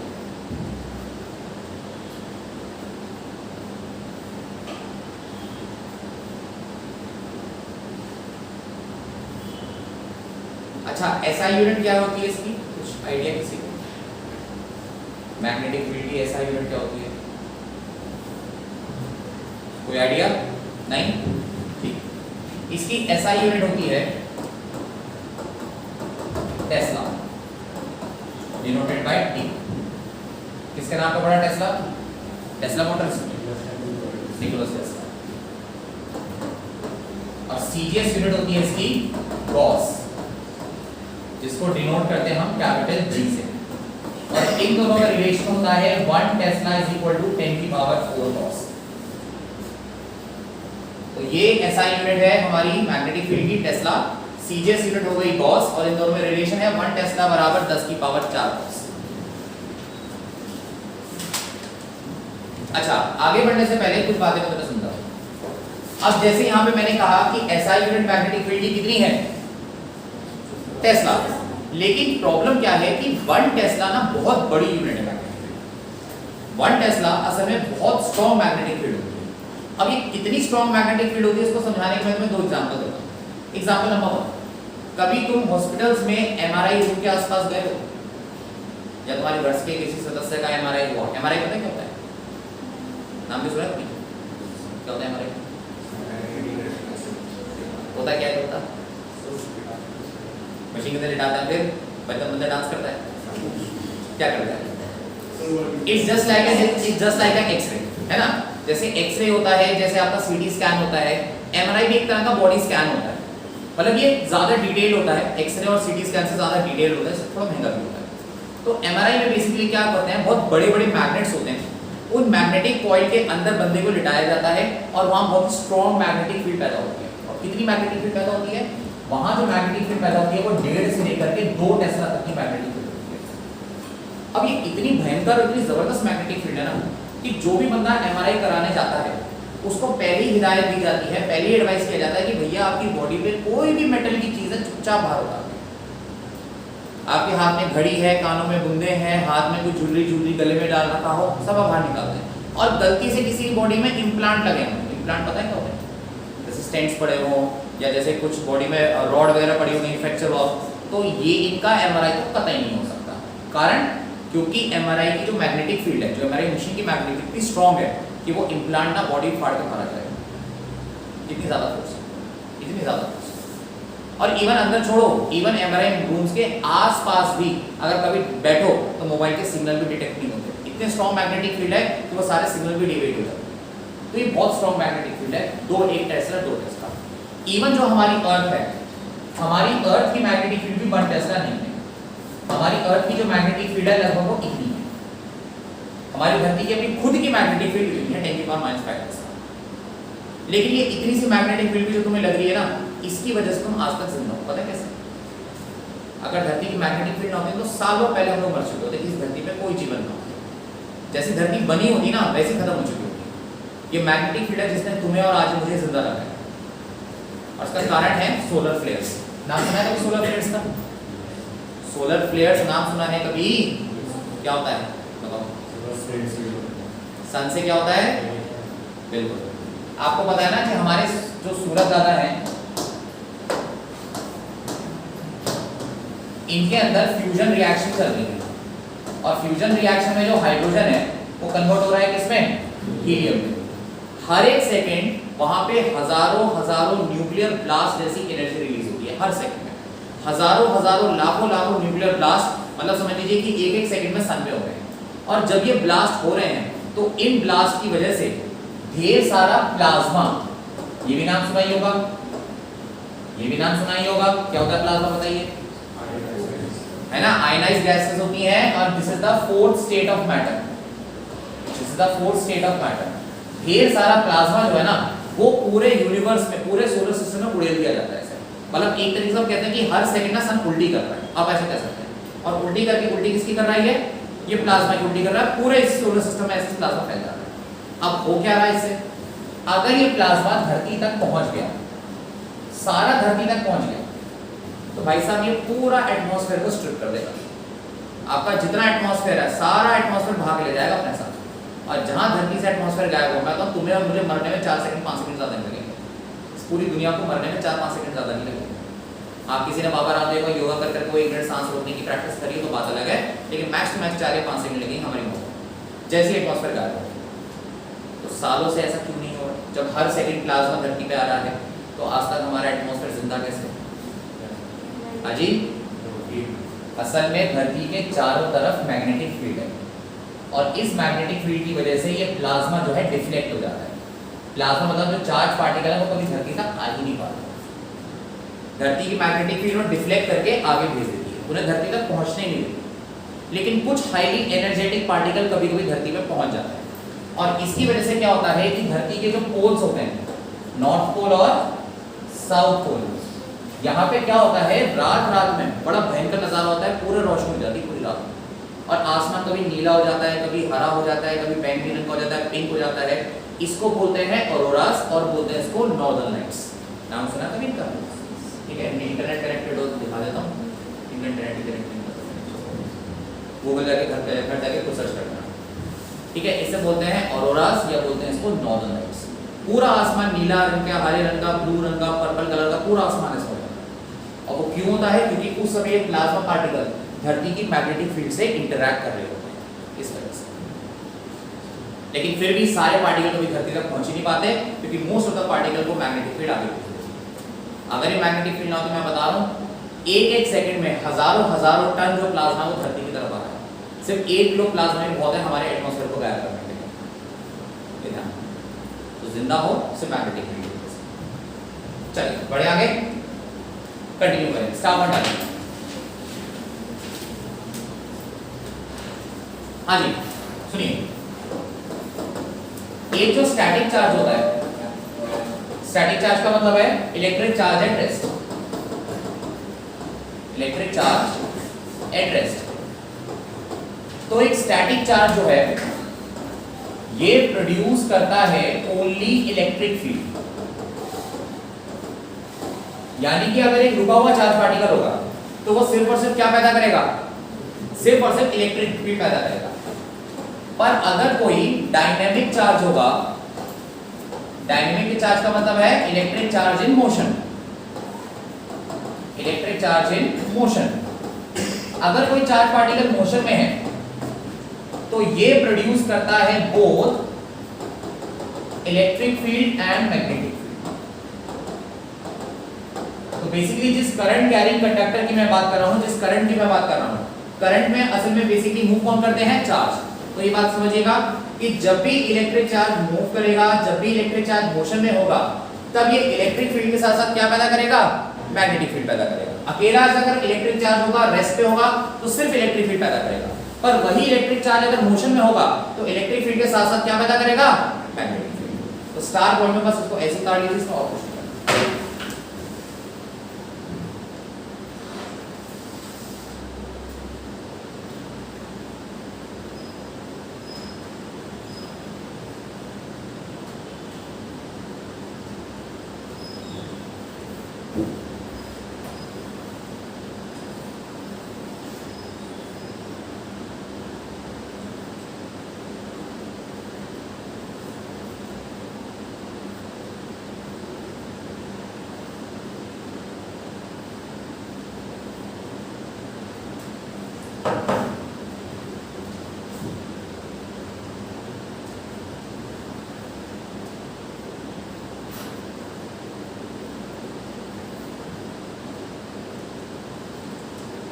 यहां तक किसी के मन में कोई डाउट? तो मैं मेन चीजें दोबारा रिपीट कर देता हूं कि मैग्नेटिक फील्ड जो है वो सिर्फ मैग्नेट की वजह से पैदा नहीं होती है, किसी करंट कैरिंग कंडक्टर की वजह से भी पैदा होती है। और इस मैग्नेटिक फील्ड को मेजर करने के लिए एसआई यूनिट टेस्ला है। हालांकि टेस्ला बहुत बड़ी मैग्नेटिक फील्ड है तो इसलिए हम छोटी यूनिट कभी-कभी गॉस इस्तेमाल करते हैं, जो कि है 1 टेस्ला बराबर 10⁴ गॉस। और साथ ही साथ हमने चार्ज पार्टिकल बारे पढ़ा कि अगर कोई चार्ज पार्टिकल रेस्ट पे है तो वो सिर्फ इलेक्ट्रिक फील्ड पैदा करता है। जैसे हमने यूनिट 1 में पढ़ा था, वहाँ इलेक्ट्रोस्टैटिक में जितने भी चार्ज पार्टिकल हमारे सब रेस्ट पे थे तो उन्होंने सिर्फ इलेक्ट्रिक फील्ड पैदा की। लेकिन अब यूनिट 3 में हम लोग चार्ज पार्टिकल को मोशन भी करवा रहे हैं। चार्ज पार्टिकल मोशन हालांकि यूनिट 2 में भी हुआ था, लेकिन वहाँ मैग्नेटिज्म नहीं पढ़ा था। यहाँ पे हम चार्ज पार्टिकल का मोशन से मैग्नेटिक फील्ड भी पढ़ेंगे और इलेक्ट्रिक फील्ड भी पढ़ेंगे। बोलो क्लियर है बात? कोई डाउट इसमें? ठीक। अब मुद्दा ये है कि भैया इस मैग्नेटिक फील्ड को नापा कैसे है ना? ये बात हमें पता चल गई कि current carrying conductor magnetic field पैदा करता है, लेकिन इस मैग्नेटिक फील्ड को नापा कैसे जाए? तो इसको नापने के 2 सबसे इंपॉर्टेंट रूल हैं। इसमें पहले की हेडिंग आप डालिए, लिखिए बायट-सैवर्ट्स लॉ। कौन सी हेडिंग डालिए? बायट-सैवर्ट्स लॉ।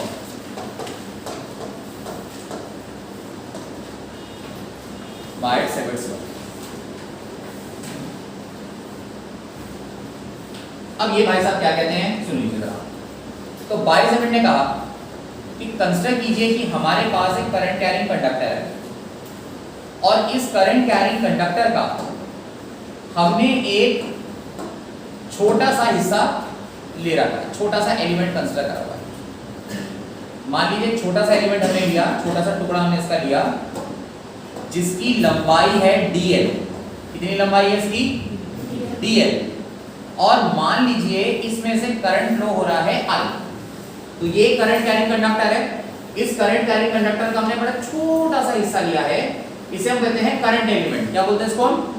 करंट एलिमेंट बोलते हैं। तो करंट एलिमेंट क्या है? छोटा सा हिस्सा होगा dl लेंथ का, इसमें करंट जा रहा है I। अब यहां से हमने क्या करा, एक पॉइंट कंसीडर किया P जिसका एंगल है थीटा और जिसका डिस्टेंस है एलिमेंट से r। P पॉइंट कंसीडर करा जिसका एंगल है कितना? थीटा और डिस्टेंस कितना है r। तो बायट-सैवर्ट ने कहा इस P पॉइंट पे पैदा होने वाली जो मैग्नेटिक फील्ड है, दो मिनट की बात है लिखना मत, ठीक है? P पॉइंट पे जो पैदा होने वाली मैग्नेटिक फील्ड है करंट एलिमेंट की, ये मैग्नेटिक फील्ड डायरेक्टली प्रोपोर्शनल होगी एक तो करंट के, मतलब करंट जितना ज्यादा होगा मैग्नेटिक फील्ड उतनी क्या होगी? ज्यादा होगी। दूसरा ये मैग्नेटिक फील्ड जो है डायरेक्टली प्रोपोर्शनल होगी साइन थीटा के, मतलब दोनों के बीच में साइन थीटा एंगल जितना बड़ा होगा उतनी ज्यादा क्या होगी? dv की वैल्यू। आया ना मुन्ना? फिर ये जो मैग्नेटिक फील्ड है डायरेक्टली प्रोपोर्शनल होगी dl के, यानी कि जितना बड़ा कंडक्टर तुम लोगे तो जितना बड़ा कंडक्टर उतनी ज्यादा कौन? Magnetic field. और चौथी बात की जो मैग्नेटिक फील्ड है इनवर्सली प्रोपोर्शनल होगी डिस्टेंस के स्क्वायर के, यानी कि जितनी दूर पॉइंट होगा उतनी कम मैग्नेटिक फील्ड होगी। तो चार बातें मैं रिपीट करूं, दोबारा सुनो। करंट जितना ज्यादा मैग्नेटिक फील्ड उतनी ज्यादा, साइन थीटा जितना ज्यादा मैग्नेटिक फील्ड उतनी ज्यादा। ठीक है, 2 मिनट की बात है, लिखना मत, ऐसे लिखोगे नंबर नहीं मिलेंगे, फायदा कुछ नहीं। मैं लिखाऊंगा मैं जल्दी से। लेंथ जितनी ज्यादा मैग्नेटिक फील्ड भी उतनी ज्यादा, और डिस्टेंस जितना ज्यादा मैग्नेटिक फील्ड उतनी कम। तो हमने क्या करा, हमने ये सारे पॉइंट्स को कंबाइन कर दिया, I dl sin theta upon r square. हमने सारे पॉइंट्स को कंबाइन कर दिया। अब बताओ प्रोपोर्शनली हटाएंगे क्या लगाएंगे? कांस्टेंट लगाएंगे। तो कांस्टेंट हमने लगाया म्यू नॉट अपॉन 4 पाई, और बाकी सारी चीजें ऐसे रहेंगी I dl sin theta by r square. तो ये है हमारा कंप्लीट बायट-सैवर्ट्स लॉ, जिसमें कि ये म्यू नॉट हमारा कहलाता है परमिएबिलिटी। क्या कहलाएगा? परमिएबिलिटी ऑफ क्या? Free space. परमिटिविटी पढ़ी थी? परमिटिविटी पढ़ी थी, समझ लीजिए इसकी छोटी बहन है। परमिटिविटी का काम है इलेक्ट्रिक इफेक्ट को चेक करना, परमिएबिलिटी का काम है मैग्नेटिक इफेक्ट को चेक करना। और इसकी वैल्यू होती है 4 पाई 10⁻⁷ टेस्ला मीटर पर एम्पीयर। इसके ऐसा है, बोलो बात समझ में आ गई? तो ये फॉर्मूला हम लोग यूज करते हैं किसी भी स्मॉल लेंथ के कंडक्टर की मैग्नेटिक फील्ड को निकालने के लिए। सबसे पहला रूल तो ये। तो चलिए स्टेटमेंट लिख लीजिए, पहले इसकी स्टेटमेंट लिख लीजिए, उसके बाद जो मैं कहूंगा जैसे कहूंगा वैसे ड्रॉ करना है। स्टेटमेंट लिख लीजिए, ठीक है। According to this law, according to this law, the magnetic field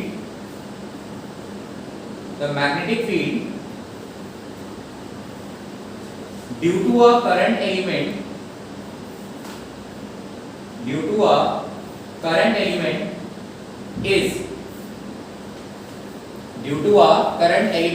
is अब पॉइंट वाइज लिखेंगे। पहला पॉइंट लिखिए करंट एलिमेंट इज, पहला पॉइंट लिखिए directly proportional to current, directly proportional to current. Bracket में लिखना ये सबसे ऊपर वाला line dv proportional to I, bracket में लिखना dv proportional to I, dv proportional to I। Second लिखिए directly proportional to, second point लिखिए directly proportional to length of current element, directly proportional to length of current element. ये तीसरा वाला point लिखना dv proportional to dl, bracket में लिखना, bracket में dv proportional to dl, dv proportional to dl। तीसरा point लिखेंगे directly proportional to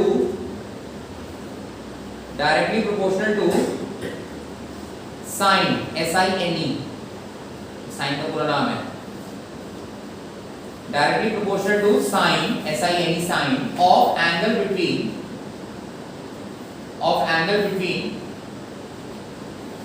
DL vector and R vector. DL इस ऊपर वेक्टर का साइन लगाओ डायरेक्शन के लिए, एंड R वेक्टर, छोटा r vector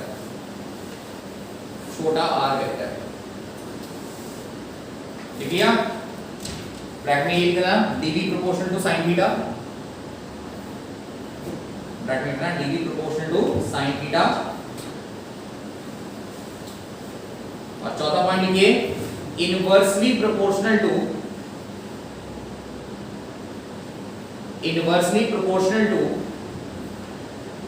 square of distance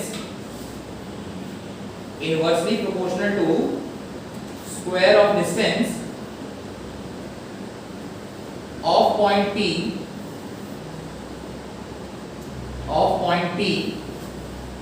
from current element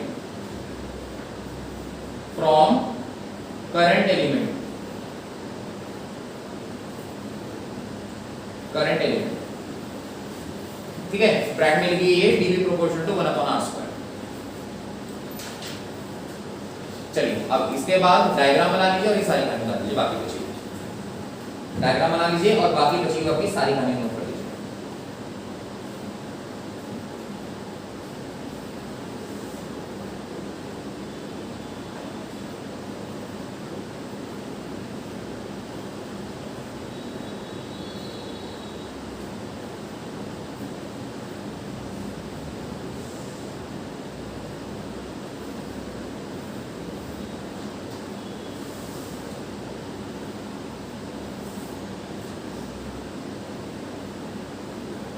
क्या जी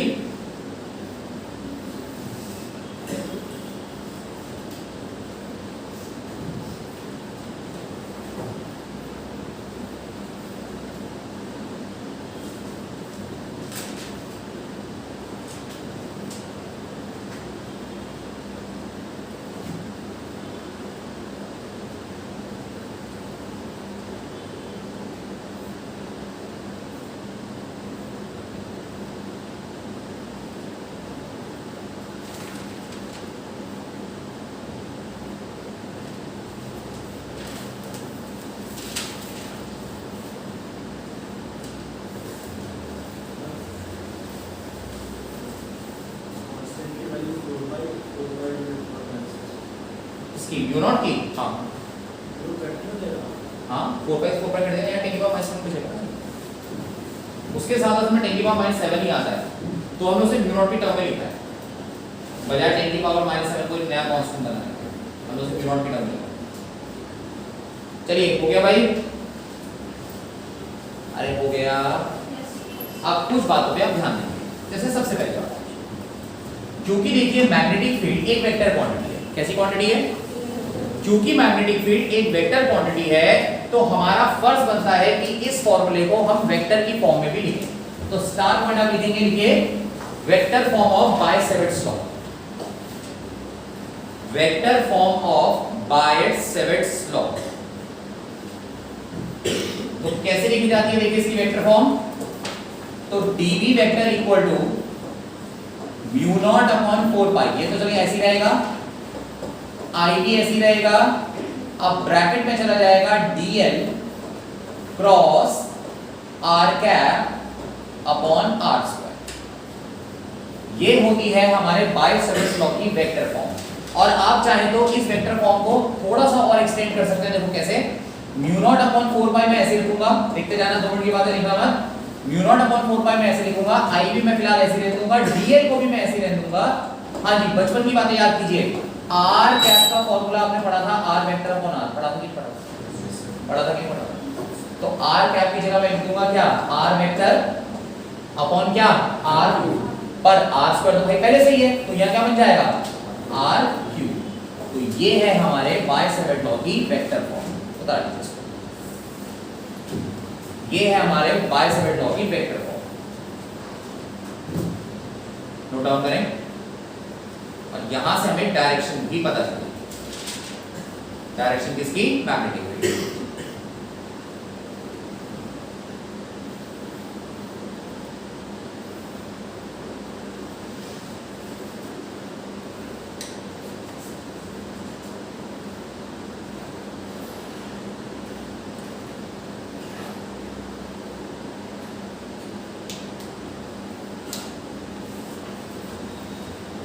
हाँ जी, हो गया तो की बात।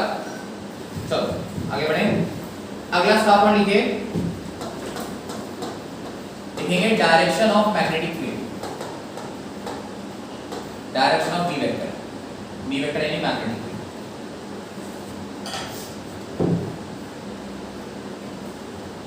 अब ऐसा है, इलेक्ट्रिक फील्ड की डायरेक्शन तो बहुत सिंपल है कि इलेक्ट्रिक फील्ड कहां से स्टार्ट होती है? पॉजिटिव से, टर्मिनेट कहां पे होती है? नेगेटिव पे। पॉजिटिव से नेगेटिव डायरेक्शन थी, बहुत सिंपल इलेक्ट्रिक फील्ड की डायरेक्शन। एक एक्सेप्शन था, वो भी डाइपोल में था, एक्सियल पॉइंट पे, याद है तुम्हें? डाइपोल के एक्सियल पॉइंट पे इलेक्ट्रिक फील्ड कहां से कहां तक थी? माइनस से प्लस की तरफ। बाकी दुनिया में सब जगह कहां थी? प्लस से माइनस की तरफ, सही है। लेकिन भैया मैग्नेटिक फील्ड कितनी आसान है। मैग्नेटिक फील्ड की डायरेक्शन यूं समझ लीजिए कि हर केस में डिफरेंट है, हर केस में अलग अलग आएगी। जब आप स्ट्रेट वायर पढ़ोगे तब अलग तरीके से मैग्नेटिक फील्ड निकाली जाएगी। जब आप सोलेनॉइड पढ़ोगे, टॉरॉइड पढ़ोगे, सर्कुलर कॉइल पढ़ोगे, तब वहां पे अलग तरीके से मैग्नेटिक फील्ड निकाली जाएगी। तो इन सब में जो कॉमन चीज है वो मैं तुम्हें बता दूं। मैग्नेटिक फील्ड की जो डायरेक्शन है, direction of magnetic field is always perpendicular to dl vector and r vector. एक बार पढ़ो और बताओ क्या ये लाइन तुम्हें समझ में आई? ट्रांसलेशन नहीं, मतलब इसका मतलब क्या है कि ये असल में हुआ तो हुआ कैसे?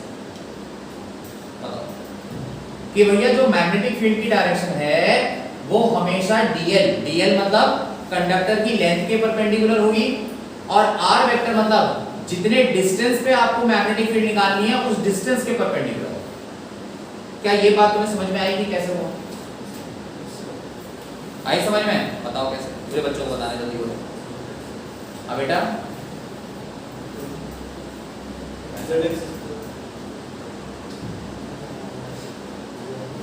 आजी फ्लेमिंग लेफ्ट हैंड रूल। बेटा फ्लेमिंग कहाँ, लेफ्ट हैंड कहाँ, रूल कहाँ? आजी जो कक्षा 11 में पढ़ते थे कुछ याद नहीं आ रहा तुम्हें? थोड़ा थोड़ा भूला भटका सा? ऐसा मैं समझ सकता हूँ तो कक्षा 11 याद नहीं होगी। नहीं बिल्कुल भी नहीं। राइट हैंड थंब रूल तो था, पर किस में लगा था? क्रॉस में। ठीक है, प्रॉपर्टी क्या है? प्रॉपर्टी सुनो, बहुत पुरानी प्रॉपर्टी है, कक्षा 11 में पढ़ाई। प्रॉपर्टी ये थी कि जैसे अगर हमारे पास दो वेक्टर्स हैं, ए वेक्टर और बी वेक्टर, तो इन दोनों का जो क्रॉस प्रोडक्ट होता है ए क्रॉस बी, वो हमेशा ए वेक्टर और बी वेक्टर दोनों के परपेंडिकुलर होता है। मतलब जो ये ए क्रॉस बी की वैल्यू है, ये बी वेक्टर के परपेंडिकुलर है, और किसके परपेंडिकुलर है साथ में? ए वेक्टर के। तो क्रॉस प्रोडक्ट में जो भी आंसर आता है, क्रॉस प्रोडक्ट में जो भी वेक्टर आता है, वो शुरू के दोनों वेक्टर के परपेंडिकुलर होता है। ये प्रॉपर्टी मैंने तुम्हें 11वीं क्लास में पढ़ाई है। अब जो मेरे से नहीं पढ़े, जहां पढ़े होंगे उन्होंने वहां पढ़ा होगा, ठीक है जी। अब मुद्दे पे आइए। बी वेक्टर देखिए कैसे कैलकुलेट होगा है, dl क्रॉस r वेक्टर से, है ना? तो इसका मतलब ये हुआ कि मैग्नेटिक फील्ड किस डायरेक्शन में होगी? मैग्नेटिक फील्ड ऐसे होगी कि this is always perpendicular to क्या? ऑलवेज परपेंडिकुलर टू क्या? r vector and dl। कि मैग्नेटिक फील्ड जब भी होगी हमेशा डिस्टेंस के परपेंडिकुलर होगी और कंडक्टर के परपेंडिकुलर होगी। जैसे मान लीजिए कि मेरे हाथ में जो पेन है, मान लो ये करंट कैरिंग कंडक्टर है, तो इसकी वजह से जो मैग्नेटिक फील्ड है या तो परपेंडिकुलर ऐसे ऊपर की तरफ होगी या परपेंडिकुलर ऐसे नीचे की तरफ होगी। बात समझ में आ गई? तो जितनी भी मैग्नेटिक फील्ड मैं बनाता हूं, या तो मैं ये आउटवर्ड बनाऊंगा बाहर की तरफ निकलते हुए, कॉपी से बाहर निकलते हुए, या मैं बनाऊंगा अंदर की तरफ कॉपी के अंदर जाते हुए। और जो आउटवर्ड मैग्नेटिक फील्ड है, लाइन तो क्लियर होगी ना? और जितनी भी यहाँ पे आउटवर्ड मैग्नेटिक फील्ड है उनको हम लोग डायग्राम में ऐसे डॉट से रिप्रेजेंट करेंगे। जितनी भी मैग्नेटिक फील्ड परपेंडिकुलर और आउटवर्ड है उन सबको हम डॉट से रिप्रेजेंट करेंगे। तो ये रिप्रेजेंट करता है outward and perpendicular magnetic field. जबकि जितनी भी मैग्नेटिक फील्ड अंदर की तरफ जाएंगी, मतलब ऐसे बोर्ड में अंदर की तरफ जाएंगी, तो इन मैग्नेटिक फील्ड को हम रिप्रेजेंट करते हैं क्रॉस। ये सारी मैग्नेटिक फील्ड रिप्रेजेंट होती हैं क्रॉस से। तो क्रॉस का मतलब क्या हो गया जी? Inward and perpendicular magnetic. बात समझ में आ गई? तो मैं दोबारा एक बार रिपीट कर देता हूं। मैग्नेटिक फील्ड की डायरेक्शन हमेशा कंडक्टर के परपेंडिकुलर होती है, हमेशा डिस्टेंस के परपेंडिकुलर होती है। मतलब अगर मान लो ये मेरे हाथ में कंडक्टर है और इसकी वजह से मुझे मैग्नेटिक फील्ड निकालनी है, तो ये कैसे बनेगी? हमेशा या तो ऊपर की तरफ परपेंडिकुलर या नीचे की तरफ परपेंडिकुलर। और ये कंडक्टर अगर मैं ऐसे बना दूं, ये कंडक्टर अगर मैं ऐसे बना दूं, बोर्ड पे बना दूं, तो इसकी मैग्नेटिक फील्ड कैसे होगी? या तो ऐसे बाहर की तरफ निकलेगी तुम्हारी तरफ या अंदर की तरफ जाएगी बोर्ड के अंदर। तो जितनी आउटवर्ड मैग्नेटिक फील्ड है उसे डॉट से रिप्रेजेंट करेंगे, जितनी अंदर जाती मैग्नेटिक फील्ड है उसे किससे रिप्रेजेंट करेंगे? क्रॉस। बात समझ में आ गई? तो ये पॉइंट आप ऐसे पूरा उतारेंगे, इसमें कुछ नहीं करना। ये पॉइंट आप ऐसे पूरा उतारेंगे। The direction of magnetic field is always perpendicular to dl vector and r vector. ये डायग्राम बनाएंगे, को डायग्राम बनाएंगे। ये सिर्फ बेसिक बातें मैं कर रहा हूं, अभी मैंने कोई कॉन्सेप्ट स्टार्ट नहीं किया था। ये सिर्फ बेसिक बातें हैं जो आपको आने वाले टॉपिक को समझने के लिए चाहिए।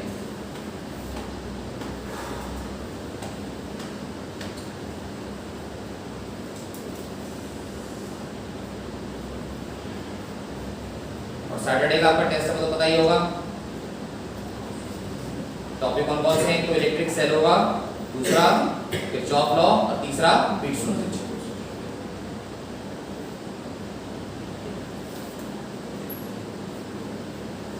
और भाई 2 यूनिट तुम्हारी कंप्लीट हो चुकी हैं, तीसरी यूनिट चल रही है तुम्हारी। पहली यूनिट याद है तुम्हें? भी अबे हंसो मुस्कुराओ मत, सीरियस बात कर रहा हूं। स्टैंड को कॉपी कर रहे हैं ना। बताओ भाई, फर्स्ट यूनिट याद है तुम्हें? क्योंकि मैनेजमेंट भाई मुझे ऐसा कह रहा है कि सर एक ना कंबाइंड टेस्ट भी लो इनका, इस बात से हर 1 महीने बाद 2 महीने बाद शुरू से ना पूरा टेस्ट लो। बताओ क्या करा जाए? मैं तो धीरे धीरे गर्दन दबा रहा था, तुम्हारी उन्होंने सीधे दबाने को बोली। बताओ जी। वैसे मेरे दिमाग में तो विचार ये है कि पहली 3 यूनिट का एक साथ करा जाए, है ना? ये तो मुझे 4-5 मिनट में कह रहे थे, तो मैंने 4 मिनट बहुत हो जाएगा। अभी बताओ, जुलाई में पेपर है तुम्हारे? जुलाई में है किसी एग्जाम है तुम्हारे? सिलेबस कितना तुम्हारा? तुम्हारा एनसीईआरटी के टीचर का और आपका अभी टेक तो पास हो टॉप। हाँ, और कोई? चलो ठीक है, फिर एक काम करते, 3 नहीं करते, 2 चैप्टर का करेंगे। अब कब करेंगे? मुद्दा तो ये है ना कि हमारे ये वाले टेस्ट भी चलते हैं। जुलाई में रखेंगे, जुलाई के फर्स्ट वीक में रखेंगे, जुलाई के फर्स्ट वीक में रखेंगे या जून के लास्ट में रखेंगे। लेकिन ये 1 घंटे का टेस्ट नहीं होगा, थोड़ा बड़ा होगा। अभी 20 नंबर का भी नहीं होगा, मैं बताऊँ। कम से कम मिनिमम मान लो 45 मिनट का टेस्ट नहीं होगा, 1.5 घंटे का टेस्ट मान के चलना। चलिए जी, बढ़े आगे, प्रस्थान करें। तो ये बात थी हमारी बाइसेप्ट लॉ। अब इसके बाद हमारे पास आती है कुछ एप्लीकेशन बाइसेप्ट लॉ। हेडिंग डालना, एप्लीकेशंस ऑफ बाइसेप्ट लॉ। एक एप्लीकेशन तो हो सकती है एप्लीकेशन ऑफ बाइसेप्ट लॉ। और फर्स्ट हेडिंग आप इसमें लिखेंगे, फर्स्ट हेडिंग आप इसमें लिखेंगे मैग्नेटिक फील्ड ड्यू टू, ये फर्स्ट एप्लीकेशन है, magnetic field due to current carrying circular coil current carrying circular coil at its center, current carrying circular coil at its center. चलिए ध्यान दीजिए, तो कंसीडर कीजिए कि हमारे पास एक सर्कुलर कॉइल है और इस सर्कुलर कॉइल की जो रेडियस है वो है स्मॉल r, और इस कॉइल के अंदर हमें करंट फ्लो करवा रहे हैं जो कि है कैपिटल I। अब हमें करना क्या है, हमें बताना है कि इस पूरी करंट कैरिंग सर्कुलर कॉइल की वजह से इसके सेंटर पे मैग्नेटिक फील्ड कितनी है। हमसे पूछा ये क्या है कि ये पूरी जो करंट कैरिंग सर्कुलर कॉइल है इसके सेंटर पे मैग्नेटिक फील्ड कितनी होगी। ठीक है जी, तो दो शब्द आप पहले लिख लीजिए थ्योरी के, दो शब्द पहले आप लिखिए इसमें। देखो, consider a current carrying circular coil, consider a current carrying circular coil of radius small r, of radius small r, through which current capital I is flowing, through which current capital I is flowing। अच्छा, अब इसके बाद हम क्या करेंगे, अब क्योंकि देखिए हमें वहां पे बाय-सेवर्ट्स लॉ लगाना है। बाय-सेवर्ट लॉ कभी भी पूरे कंडक्टर के लिए काम नहीं करता, ये बात ध्यान रखना। बाय-सेवर्ट लॉ कभी भी आप एक बारी में पूरे कंडक्टर के लिए नहीं लगा सकते। तो आप क्या करेंगे, इस पूरे कंडक्टर को छोटे-छोटे पार्ट्स में डिवाइड करेंगे।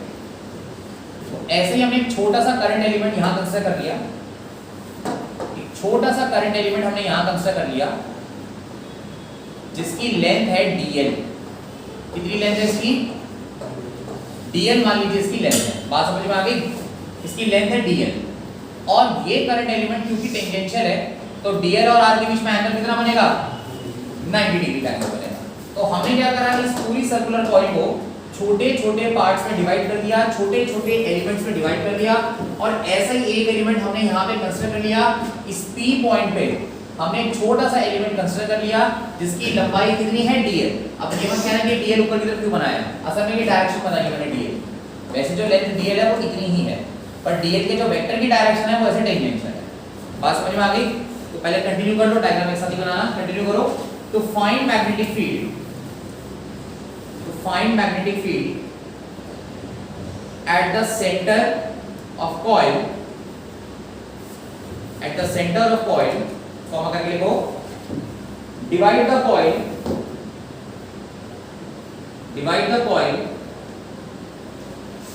into a number of, divide the coil into a number of small elements, number of small element of length dl each, of length dl each,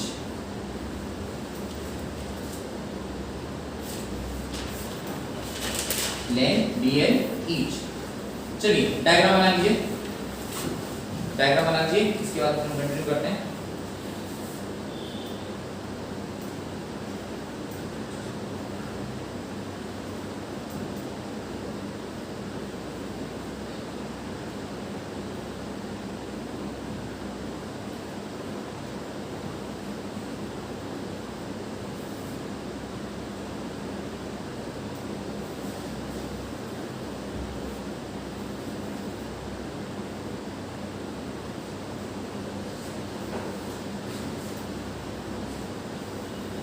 okay भाई, उसके बाद चलो लाइन चेंज करके लिखो। अब लगाते हैं यहाँ पे बाय-सेवर्ट्स लॉ। लिखो, according to Biot Savart's law,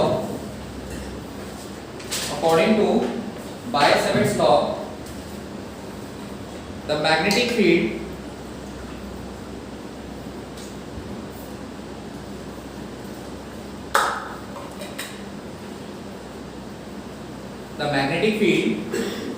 due to current element is due to current element is small current element is, चलिए अब देखते जाना तो छोटा सा डेरिवेशन हो जाएगा। तो भैया ऐसा है कि स्मॉल करंट एलिमेंट की जो मैग्नेटिक फील्ड होती है वो होती है mu naught by 4 pi IDL sine theta upon R square. पूरा बात समझ में आ गई? ठीक है। अच्छा सुनो, हियर ऐसा है कि थीटा बराबर होगा 90 डिग्री के। किस खुशी में? क्योंकि डीएल और आर जो है परपेंडिकुलर है। क्यों? रीजन क्या है? बिकॉज डीएल परपेंडिकुलर है किसके? आर वेक्टर के। तो बताइए क्या फॉर्मूला बनेगा हमारा ये? dv बराबर कितना? Mu naught by 4 pi I dl sine 90 by कितना? R square. अच्छा dv ऐसा कैसे रहेगा? म्यू नॉट ऐसा कैसा रहेगा? 4 पाई ऐसा कैसा रहेगा? आई dl भी सही रहेगा इनटू आर स्क्वायर। बोलो कोई दिक्कत? ठीक। अब क्या करेंगे? इसको इंटीग्रेट करेंगे, टोटल मैग्नेटिक फील्ड निकालने के लिए। So total magnetic field at centre is, तो सेंटर पे देखिए टोटल मैग्नेटिक फील्ड कितनी होगी? देखो B बराबर इंटीग्रेशन कितना? dB। अब dB का इंटीग्रेशन कितना? जल्दी बोलो। Mu naught by 4 pi I dl ऐसा कैसा अपॉन क्या? R square. तो म्यू नॉट बाय 4 पाई आ जाएगा बाहर, आई आ जाएगा बाहर, आर स्क्वायर भी आ जाएगा बाहर। इंटीग्रेशन कितना हो जाएगा? dl। बोलो बात समझ में आ गई? ठीक। अच्छा b ऐसा कैसा, म्यू नॉट ऐसा कैसा, 4 पाई ऐसा कैसा, आई ऐसा कैसा, आर स्क्वायर ऐसा कैसा। dl का इंटीग्रेशन मतलब समझो, dl असल में छोटी लेंथ है, छोटी लेंथ। इंटीग्रेशन dl का मतलब होगा टोटल लेंथ, पूरी लेंथ। तो ये पूरे सर्कल की लंबाई कितनी है? 2 पाई आर। पूरे सर्कल की लंबाई हो गई 2 पाई आर। ब्रैकेट लिख देना, सिंस इंटीग्रेशन dl बराबर 2 पाई आर। अच्छा तो पाई से पाई कट गया, 2 से ये कट गया 2 टाइम, आर से एक आर चला गया। तो b बराबर कितना आ गया? Mu not I bye 2r। और इसी को अगर हम n टर्न्स के लिए करते, फॉर n टर्न कॉइल, अगर किसी कॉइल में n टर्न्स होते तो मैग्नेटिक फील्ड कितनी होती? b बराबर mu naught ni bye 2r। चलो बस इसको लिख लीजिए। फिलहाल का इतना ही होगा। कल हम आगे इस पे और चर्चा करेंगे कि कौन कौन से फैक्टर पे मैग्नेटिक फील्ड अफेक्ट करेगी, डिपेंड करेगी, और इसकी डायरेक्शन में निकालने के लिए कौन कौन से रूल्स हमारे पास होते हैं, इस पर चर्चा करेंगे।